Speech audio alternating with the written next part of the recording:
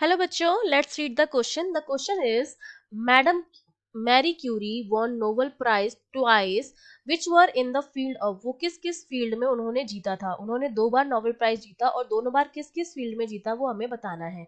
तो देखिए, इस क्वेश्चन के लिए हमारा जो की कॉन्सेप्ट रहेगा उसमें हमें पता होना चाहिए कि मैडम क्यूरी जो थी उन्होंने किस किस फील्ड में काम किया. ठीक है, वो हमें पता होना चाहिए. ठीक है, किस फील्ड में किस टॉपिक पर किस क्वांटिटी के बारे में उन्होंने बात की वो हमें पता होना चाहिए.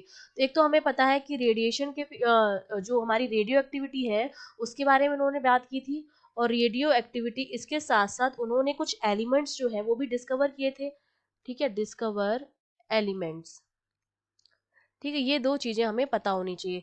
अब जब हम रेडियो एक्टिविटी की बात करते हैं तो रेडियो एक्टिविटी जो होती है वो हमारा क्या है, पार्ट ऑफ फिजिक्स है. रेडियो एक्टिविटी क्या होती है, फिजिक्स में होती है, जिसके लिए उन्हें 1903 में नोबेल प्राइज मिला था. तो ये हमारा किसके लिए हो गया, फिजिक्स के लिए हो गया, जिसमें उन्होंने किसके बारे में बात की थी, रेडियो एक्टिविटी के बारे में बात की थी, डिके के बारे में बात की थी. कोई भी जो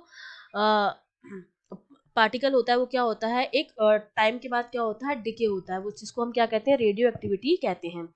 और दूसरा नोबेल प्राइज उन्हें मिला था 1911 में. जो उन्हें मिला था, उन्होंने डिस्कवर किया था रेडियम और पोलियम को. ठीक है, रेडियम एंड पोलोनियम.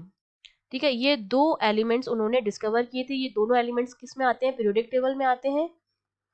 ठीक है, पीरियोडिक टेबल में इन दो एलिमेंट्स को उन्होंने डिस्कवर किया था और इसके लिए उन्हें केमिस्ट्री के फील्ड में क्या मिला था, नोबेल प्राइज मिला था.